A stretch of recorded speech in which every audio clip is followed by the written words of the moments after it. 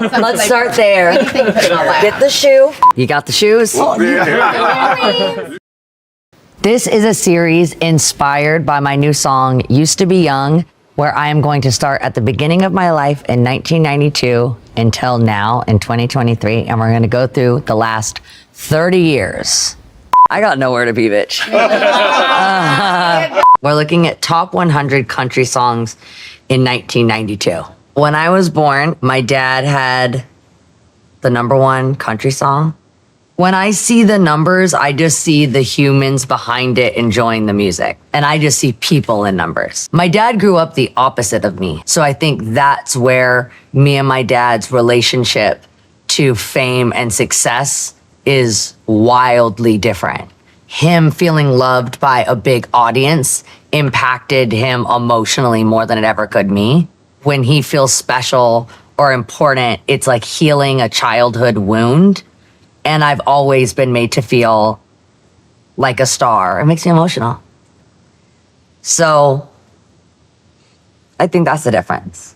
It got me. You feel that southern rain. Can you feel that southern rain? Oh my gosh. I do have a lot of great memories singing music with my dad and learning, like, and absorbing, and I think I can see my wheels turning and watching his voice and the way that he's using the instrument. I will say that I feel vocally my dad was underappreciated. There's Tish working it. Yes. Now married to Letitia Finley Cyrus, the mother of his young daughter, Billy Ray has a whole new lease on life. Miley is actually destiny hope. When I found out I was going to have a little girl, I just felt there again inside my intuition that it was going to be this little girl's destiny to bring a lot of hope to the world. And she loves to dance, and the more people clap for her, the more she'll dance, and I think she's got the Cyrus virus. Well, I'm just grateful that that was projected into the universe before I even could fathom what that meant. There's gratitude for that being the energy that was attached to my vessel because it became a reality. Here's me in my bunk on the tour bus. I don't know what I got back here, but some sort of like hoardings the fans have thrown onto the stage, and I'm collecting, which I still do. I keep it all. I got 21 storage units to prove it. You better work. No, here's me at a cheer competition. I think the reason why I love cheerleading so much is it just taught me about hard work and dedication, and you only get out what you put in. Foundationally, it laid out the road for me to follow later in my career. I always like having a coach. I like having someone to respect and someone to look up to. My mentors are everything to me. The people that have already done what I've done and can give me the cheat codes, I rely on them, like Dolly or Joan or Stevie, and it's a reason to get glam. I mean, beating the mug. I like my sports pretty, okay? Traveling as a cheerleader really set me up for touring. Like the show or the competition may only be a day, and that's what people don't really understand about touring, is the show is only 90 minutes, but that's your life. If you're performing at a certain level of intensity and excellence, there should be an equal amount of recovery and rest. There's a level of ego that has to play a part that I feel gets overused when I'm on tour. And once that switches on, it's hard to turn it off. And I think when you're training your ego every single night to be active, that's the hardest switch for me to turn off. Having every day the relationship between you and other humans being subject and observer isn't healthy for me because it erases my humanity and my connection. And without my humanity, my connection, I can't be a songwriter, which is my priority. You ever seen a girl that's been on tour for 2 years? They come back with facial hair, I'm telling you. I'll tell you right now, I got dermaplane when I was on Banger. We hear it from Miley, but we got ZZ Top. I love it. You're gonna love this one. Is this Miley? Do your eyes one time. Wait a minute, which camera? Do your eyes, Miley. Right here. Do your eyes. I guess I would have been like 1 or 2. Oh yeah, and I have my Willie Nelson doll, which is so creepy because I would introduce him as my boyfriend. So that little monster in the stroller, that's Willie Nelson. That's Miley's boyfriend is Willie Nelson, and how... Where's the freaking iPad? Me, Ruthie, Wilbur Freely, and the Price brothers. Yeah, so I was in the movie Big Fish. First acting gig, Tim Burton, no big deal. And the occasional pup. Edward, don't. You make soap out of you. How many times did we practice that on the drive to Alabama? I was saying the other day, I think that's how I know so much music, is that me and my mom were in the car together listening to music all the time. There's still a Merle Haggard tape in the Lexus when we go home with a bumper sticker that says "Smile, God loves you." While she was driving like a bat out of hell, listening to Girls, Girls, Girls. Yep. This is the Mandela effect, where I've believed my entire life that I was in a baked bean commercial, but it was really a chicken pot pie. Oh my gosh. But I didn't like vegetables, and they put vegetables in the biscuit, which I had never heard of, and it honestly, it's You're like, what is sacrilegious. And they put the veggies in, so I had a spit bucket underneath my feet, and I was spitting it out every single take. Yeah. And my mom was mortified. This is the audition that got her picked from over 1,000 others. Barbara Walters. The role of Hannah. So come and take some time and dance with me. Ow! And it's your red sweater, but you gotta So in 2004, when I was in middle school, I started the auditioning process for Hannah Montana. And originally I wasn't auditioning for Hannah. I was auditioning for the best friend Lily. And they wrote back and asked if I could put myself on tape as Hannah, who's obviously, my name wasn't Miley. I was auditioning for Chloe. And they had already cast a lot of the other characters. And so I was too small and too young to fit in with that group that they had already casted. And so then they filmed a pilot without me. About a year had gone by. I just kept cheerleading, kept going to school. And then they called back and said that they wanted to give me another chance now that I had grown up. And I came to LA to prove to them that I had grown up. And I had braces on like the only 6 teeth that I had.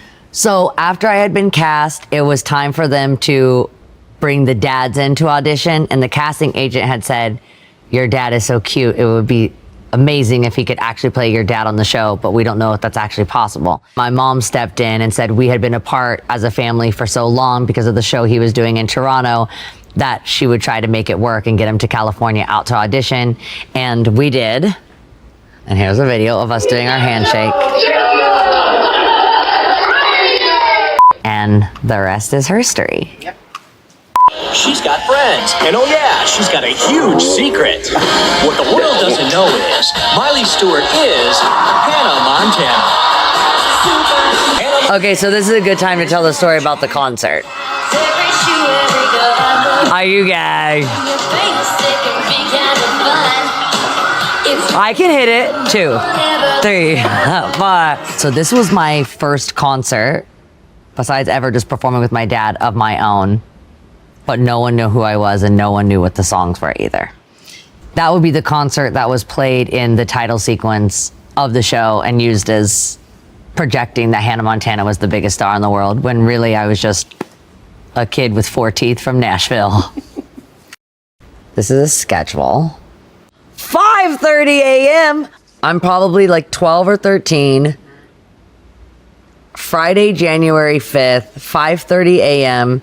Hair and makeup in my hotel. 7 a.m. we get picked up. 7:15, I'm on the news. 7:45, I have another live interview. 8:15, another interview. 8:45, another interview. 9:30 to 11 a.m. meeting with editors. Back to the hotel. Okay, I have to do an interview, but the reporters are all 5th grade students. 1 to 2:30, me and my dad have a lunch interview. 2:40, we have to go to the Life magazine photo shoot. 3 to 5, interview and photo shoot for the Father's Day issue. Arrive at 6 p.m. for Kids Online interview. Then at 6:15, we have another interview. Then the next day starts at 7 a.m. and ends at 7:30 p.m.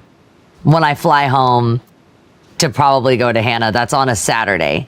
And then Monday, be back at work in the morning. I'm a lot of things, but lazy ain't one of them. That truly was the next 4 years of your life. Yeah. So I do think this girl deserves a little endless summer vacation. Me too, honey. So this is the album cover for my first solo record as Miley. The smartest thing to do was to put it on a double disc so Hannah would be on the other side, because at the time I wasn't valued in the way that Hannah was, that the magic was more in her. And so this was a way that we could help people put the two and two together, that really the voice behind Hannah was always me. If you haven't seen the finale of Hannah Montana, sorry to blow it for you. The Meet Miley Cyrus record was really where I started writing my own songs as a solo artist. And so I was working with a producer in Malibu that lived in a house in Ramirez Canyon, which I would have never known 15 years later. I would be living in that house, which would eventually burn down. So that house had so much magic to it that ended up really changing my life. I got Work, work, work.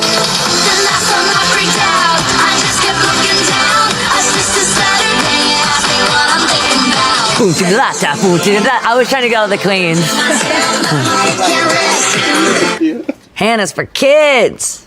Miley's for grown-ass men in heels. See You Again was a song that I had written on the Meet Miley record. I have my own name in the song. I say my best friend Leslie in the song. And so this was really the beginning of me storytelling for my fans. My record label at the time didn't think the song was a hit, so there was never a music video made for it. I wrote that song in a way that would feel really personal to Miley, so there would be no confusion between me and the character. But yes, my record label told me that this song wasn't going to be a hit, and my fans decided otherwise. It's always been us. We gotta go there. 2008. Everyone knows the controversy of the photo, but they don't really know the behind the scenes, which is always much more meaningful. My little sister Noah was sitting on Annie's lap and actually pushing the button of the camera, taking the pictures. My family was on set, and this was the first time I ever wore red lipstick, because Patty Dubroff, who did my makeup, thought that that would be another element that would divide me from Hannah Montana. This image of me is a complete opposite of the bubblegum pop star that I had been known for being, and that's what was so upsetting. But really, really brilliant choices looking back now from those people. Here's me sandwiched between Beyonce and Rihanna. What I remember most from doing this performance is I was standing in between two of the biggest legends and icons that I was looking up to at the time, and they treated me like a little sister the entire time. They were being really sweet. I got brackets on the back of my teeth, and I'm singing with Beyonce. Rihanna gave me this choreo.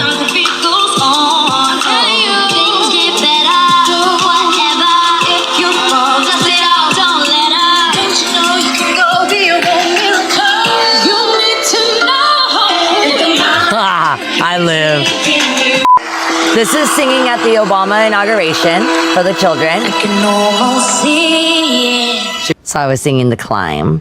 And at that time, being a part of that moment in history and having a song about inspiration, it was such a hopeful time for so many people. It's an honor to be a part of that experience. I think those girls smoke weed now, so call me. Oh my God. We have to make one of these. What's up? That's my crew working on the Hoedown Throwdown. That's the big dance number in Hannah Montana the movie. This was the original, kind of like a TikTok dance. Pop it, lock it, polka dotted, country flatting, hip hop it. Jamal Sims, that hat is criminal. Honestly, my zipper jeans aren't doing anything for me either. This picture has become a meme where it says, be the Miley of your friend group. If you guys didn't know I was bisexual from this damn picture, I don't know what's wrong with you. What? I mean, hello? Look at them.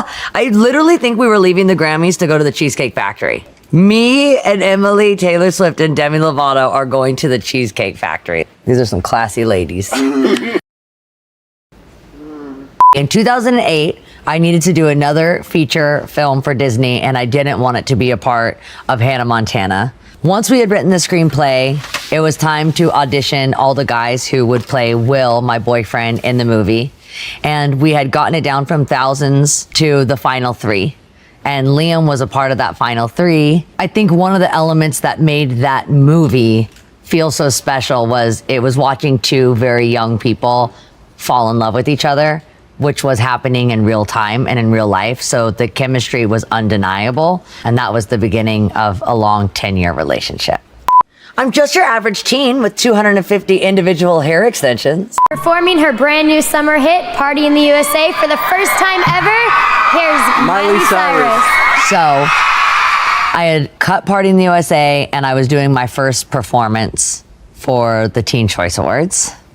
My mom was like, I think it'd be really cool if she was in the trailer park because that's where we really do come from. So apparently me dancing on an ice cream cart with the stripper pole, but it wasn't a stripper pole. It was actually just for stability. Yeah. I had a heel on. Yeah.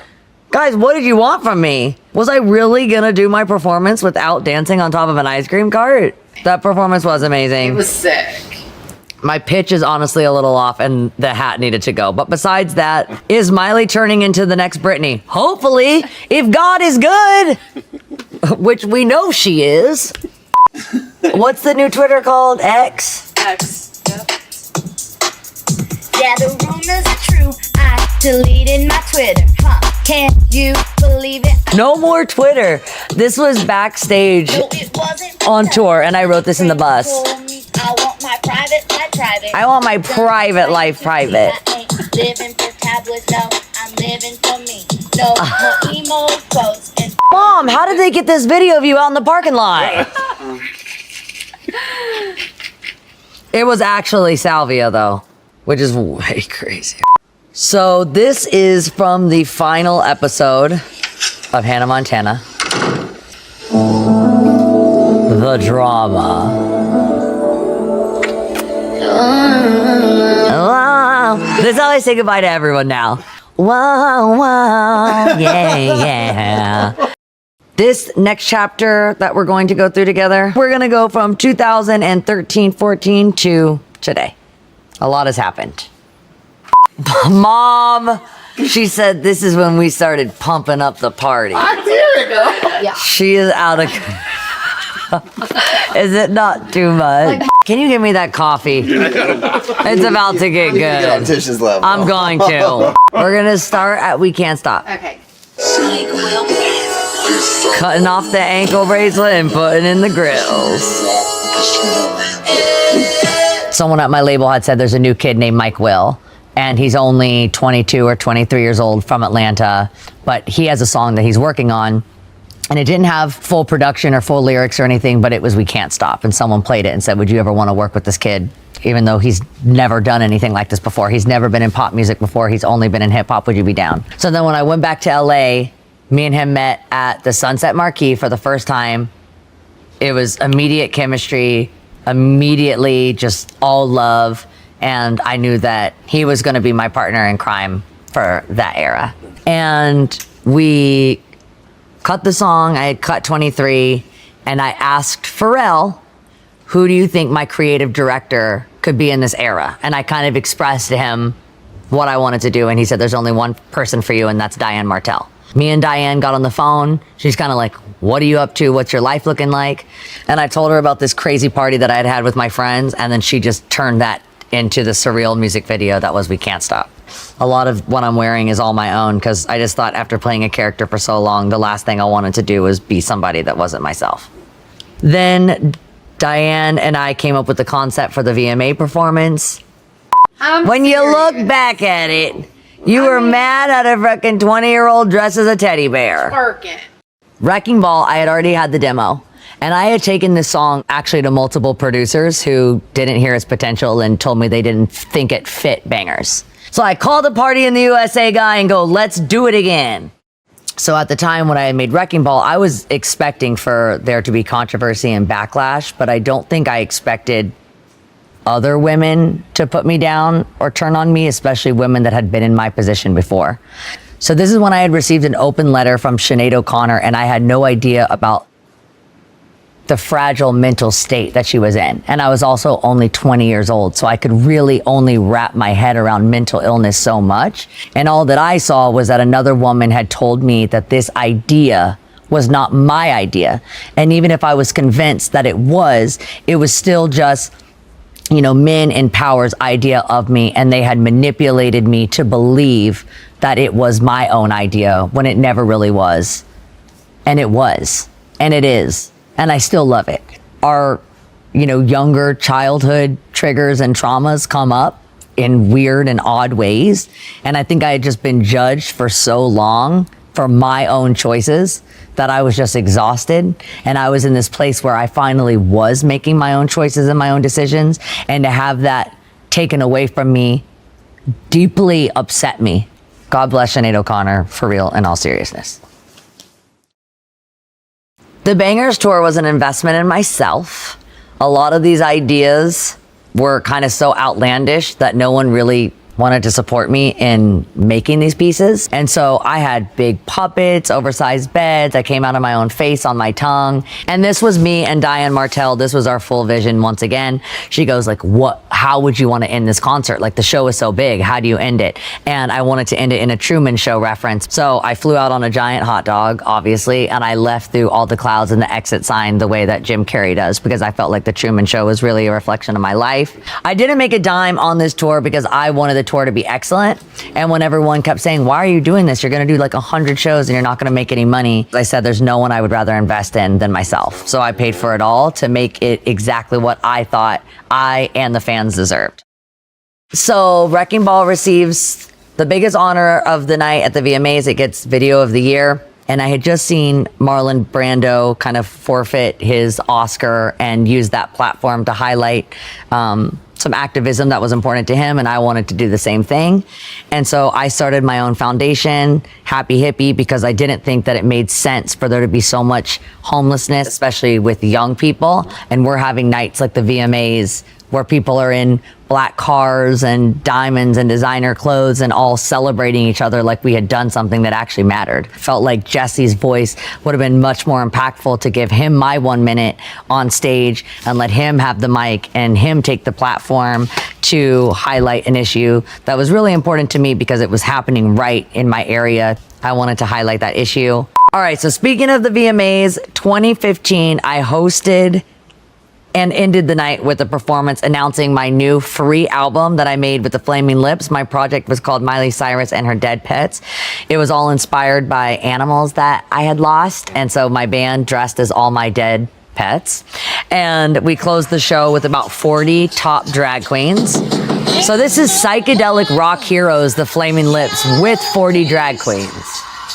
Because there's nothing more rock and roll. So we had gone to the finale of RuPaul's Drag Race and we saw the House of Edwards. They performed this dance and I had to know it. And so to get them to come over and teach it to me,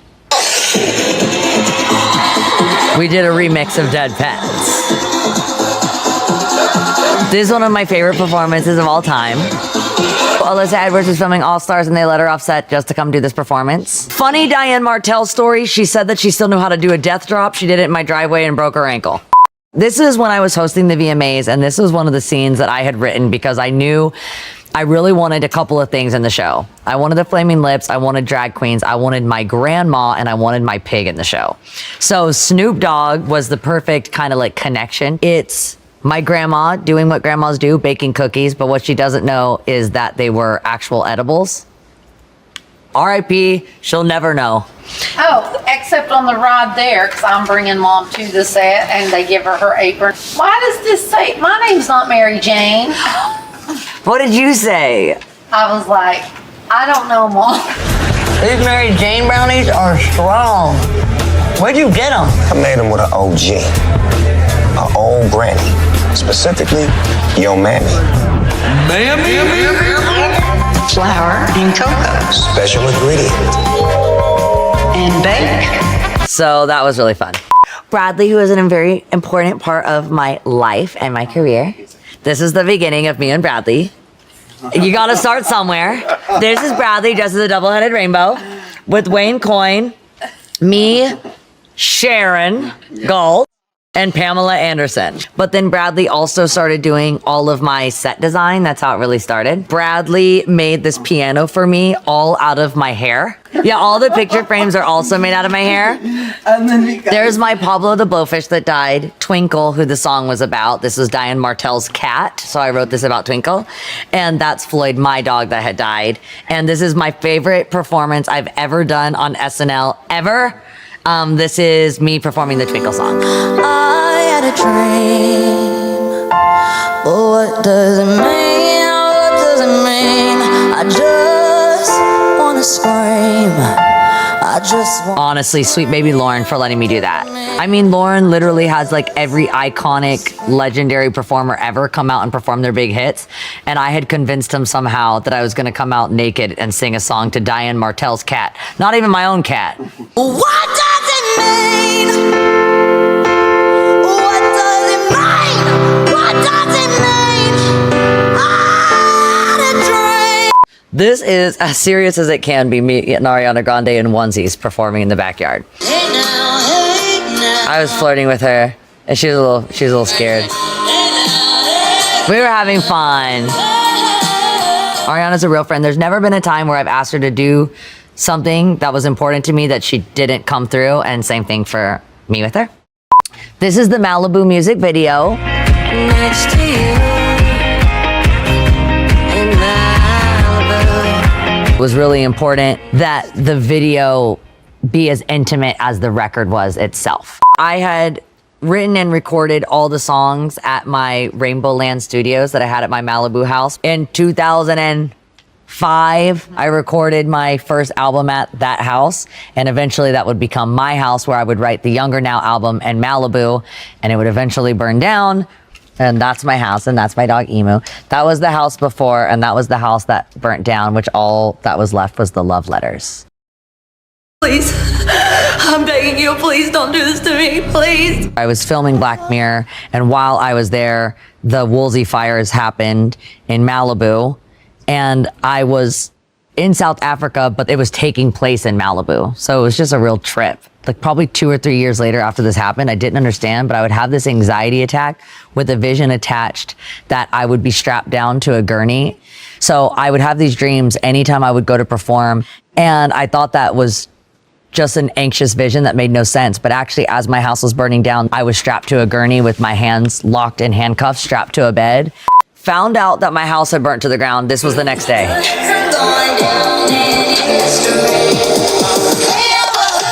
The show must go on. Do I have any Ashley O fans out here? So, I just want to slow down. I have to slow down because this is like actually serious. So Glastonbury was in June, which was when the decision had been made that me and Liam's commitment to being married just really came from, of course, a place of love first, because we've been together for 10 years, but also from a place of trauma and just trying to rebuild as quickly as we could. The day of the show was the day that I had decided that it was no longer going to work in my life to be in that relationship. So that was another moment where the work, the performance, the character came first. And I guess that's why it's now so important to me for that to not be the case, that the human comes first. Every bit of trauma in my life, when my grandfather, who I was really close with, died when I was on set, I finished the scene and dealt with that later. During Black Mirror, when the house is burning down, I finished my work and I dealt with it later. On Glastonbury, when that happened, I finished and dealt with it later. Now I don't have that anymore because of the pandemic. I've always been able to work literally through everything. And now the only thing that I know to do in a traumatic experience like the world shutting down for a global pandemic is create a show that can keep me performing for my fans. So then I create Bright Minded, which was all about optimism, and I got to write all the songs. If you wanna be bright-minded, there's just one place to go. I had Elizabeth Warren, I had Selena Gomez, Elton John, Kerry Washington. And so I made the record Plastic Hearts. Life had gotten really hard for me, which makes sense that I would make a record that was very hard and tough. But I made this persona and this kind of alter ego of myself, which was hard. And at the time I had said to my therapist, I feel like I'm hardening up. And he said, life is hard. So that would make sense. So I was wearing leather and studs. And when I shot this album cover, it was with Mick Rock. And he had said, this might be the last rock album that I ever photograph. And it was.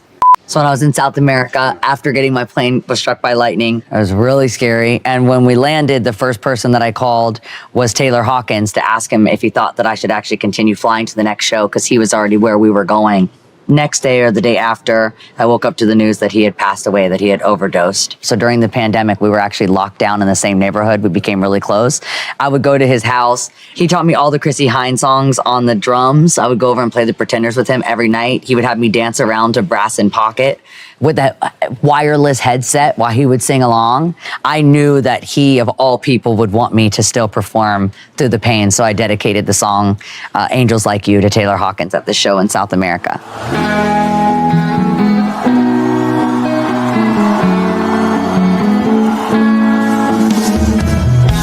I'll put you down slow.